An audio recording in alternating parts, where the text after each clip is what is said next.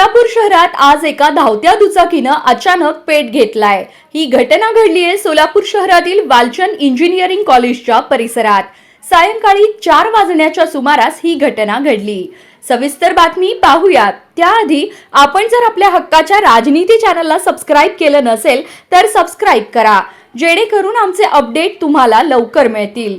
एका HF deluxe या गाडीवर दोघे तरुण हे कर्णिकनगर कडून रंगभवनकडे निघाले होते।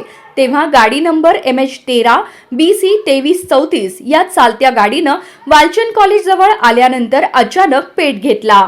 तेव्हा आजूबाजूच्या लोकांनी त्या गाडीला लागलेली आग विझवण्यासाठी प्रयत्न केले। काहींनी गाडीवर पाणी ओतलं, काहींनी मातीद्वारे आग विझवण्याचा प्रयत्न केला।